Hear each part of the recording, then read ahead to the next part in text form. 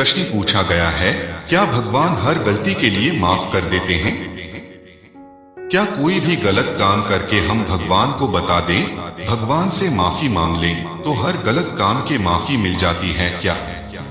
वास्तविकता में माफी मांगना, सॉरी फील करना एक प्रायश्चित का भाव है, एक गलानी का भाव है कि ये गलती मुझसे कैसे हो गई।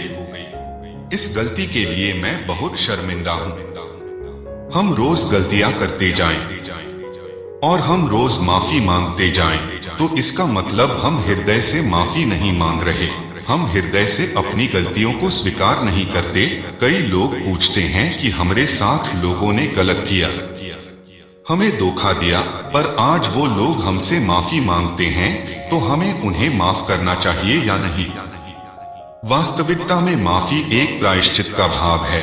यदि उनका भाव वास्तव में प्रायश्चित से भरा है, तो आपको किसी से पूछना ही नहीं पड़ेगा कि उन्हें माफ करें या नहीं करें, आप अपने आप उन्हें माफ कर देंगे। यदि कोई इंसान बार बार वही गलती करे और बार बार माफी मांगे, तो क्या उसे माफ कर देना चाहिए? यदि ऐसे इंसान को हम माफ करेंगे, तो हमारे दिल को बार बार दुख पहुंचेगा। एक व्यापारी रोज भगवान से माफी मांगता था। सुबह से शाम तक जो भी लोग उसके पास आते थे, तो उन्हें अपना सामान बेचने के लिए कभी भगवान की कसमें खाता, कभी अपने माँ बाप की कसमें खाता, कभी धर्म की कसमें खाता। लोग उसकी बातों पे विश्वास कर लेते कि भगवान की कसम खाता है, माँ बाप की कसम खाता है, धर्म की कसम खाता है, तो ये झूठ क्यों बोलेगा? और महंगे दामों में अपना सामान बेचता था। उसका रोज का ये नियम था, रोज लोगों को कसमें खा के ठगता था और भगवान से माफी मांगता था कि भगवान व्यापार करना है तो झूठ तो बोलना पड़ेगा। हमने भी आजकल ऐसी धारणा बना रखी है कि पैसा कमाना है, व्यापार करना है, तो झूठ के बिना तो चलेगा नहीं। आज के जमाने में पैसा कमाना है तो झूठ बोलना ही पड़ेगा। एक बात पर विचार करें, यदि आपको पता चले कि जिन व्यापारियों से आप सामान खरीदते हैं वो आपसे झूठ बोलते हैं, आपको ठगते हैं, तो क्या उन व्यापारियों के पास आप दोबारा सामान खरीदने चाहेंगे? उनसे भविष्य में आप कोई व्यवहार रखेंगे? जब उनके झूठ से आप उनसे व्यवहार नहीं रखना चाहेंगे, तो आपके झूठ से कोई आपसे व्यवहार रखना क्यों चाहेगा? तो अपनी इन धारणों को बदलें। यदि भावना अच्छी हो तो दुकान को भी मंदिर बनाया जा सकता है। यदि भावना अच्छी ना हो तो मंदिरों में भी दुकानें चलाई जा सकती है। सारा खेल आपकी नियत का है। तो वह व्यक्ति भी यही मानता था कि झूठ के बिना काम नहीं चलेगा। भगवान से माफी मांग लेंगे तो माफी मिल जाएगी, भगवान तो दयालु है। उसका रोज का यही नियम था। उसके यहाँ एक नौकर काम करता था। वो रोज इस बात को नोटिस करता था, ध्यान देता था कि जो मेरा मालिक है रोज लोगों के साथ विश्वासघात करता है और रोज भगवान से माफी मांगता है। उससे इस बात का बड़ा दुख होता था कि इसके इस पाप कर्म में कहीं न कहीं हम भी शामिल हैं। उसने सोचा मैं सीधा सीधा तो अपने मालिक को कुछ नहीं कह सकता, पर उससे यह एहसास जरूर कराऊंगा कि यह काम गलत है। एक दिन वो दुकान पे काम कर रहा था। उसके हाथ से कांच का जार टूट के जमीन पे गिर पड़ा। उसमें ड्राई फ्रूट था, वो सब खराब हो गया। यह देख के उसके मालिक को बहुत गुस्सा आया। उसने बोला कि देख के काम नहीं करते, तुम कितना नुकसान कर दिया। वो बोला, मालिक गलती हो गई मुझसे, माफ कर दो। मालिक ने बोला, ये नौकर वैसे तो बहुत अच्छा है और कोई बात नहीं, गलती हो जाती है इंसान से, उसे माफ कर दिया। मालिक ने बोला, ठीक है, आज मैं तुझे माफ करता हूं, पर आगे से इसी गलती मत करना। दूसरे दिन भी उस नौकर ने वही किया। उसके हाथ से कांच का जार टूट के गिर गया और सामान खराब हो गया। इस बार मालिक को बड़ा गुस्सा आया। उसने बोला, माना कि कल उससे गलती हो गई, पर आज भी तूने वही काम किया, आज भी नुकसान कर दिया। वो बोला, मालिक माफ कर, तो गलती हो गई। मालिक को गुस्सा तो बहुत आ रहा था, पर उन्हें पता था कि ये नौकर ईमानदार है, जानबूझ के ऐसा नहीं करेगा। ठीक है, आज तुझे मैं माफ करता हूं, पर ये तेरी आखिरी गलती है। इसके बाद मैं तुझे माफ नहीं करूंगा। दूसरे दिन नौकर ने फिर वैसा किया, फिर से एक कांच का जार तोड़ दिया। इस बाद उसके मालिक के गुस्से की सीमा नहीं रही। मालिक ने बोला, अब इससे गलती नहीं कहा जाएगा।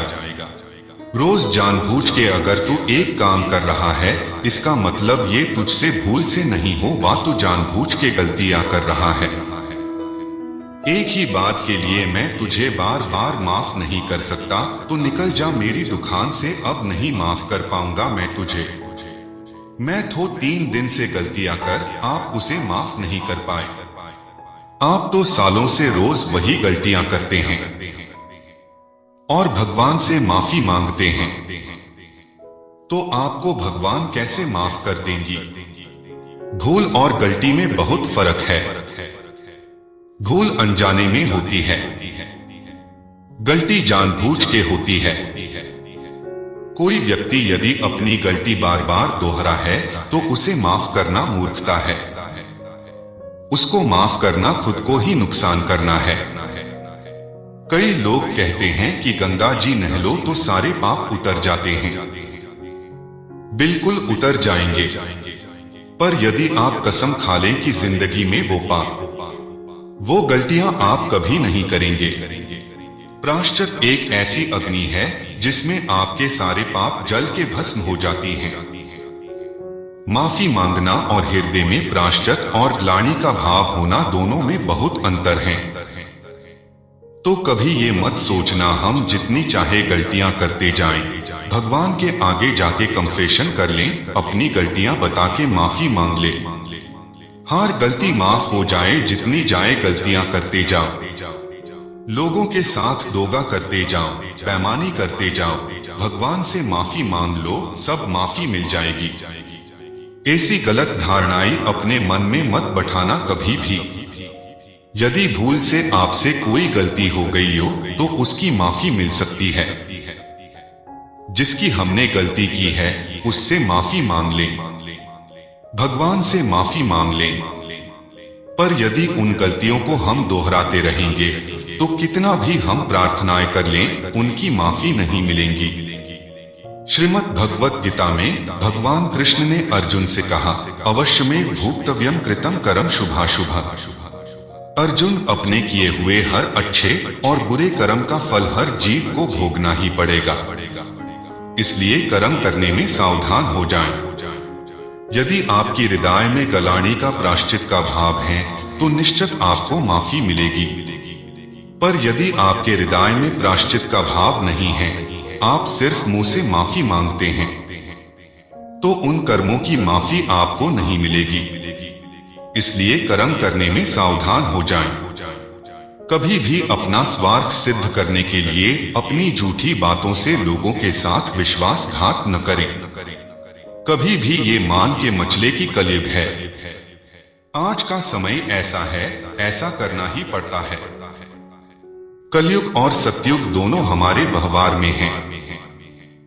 अगर हमारा व्यवहार अच्छा है, तो हम सतयुग में हैं। अगर हमारे व्यवहार में झूठ है, कपट है, छल है, तो हम कलयुग में हैं।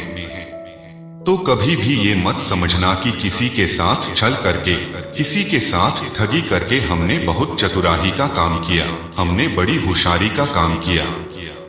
जाने अनजाने जिन बातों को हम बहुत छोटा समझ के कर जाते हैं, पर जब यही कर्म हमारी जिंदगी में दुख बन के लौट के आते हैं, तो लोग कहते हैं, मैंने तो कभी किसी के साथ बुरा नहीं किया, मेरी जिंदगी में दुख क्यों आया? इसलिए सावधान हो जाना। जो आप दूसरों के साथ करते हैं, एक दिन वो लौट के आएगा आपकी जिंदगी में। और यदि आप अपने गलतियों की सच में माफ की चाहते हैं, तो उन गलतियों को अपनी जिंदगी में कभी मत दोहराइए।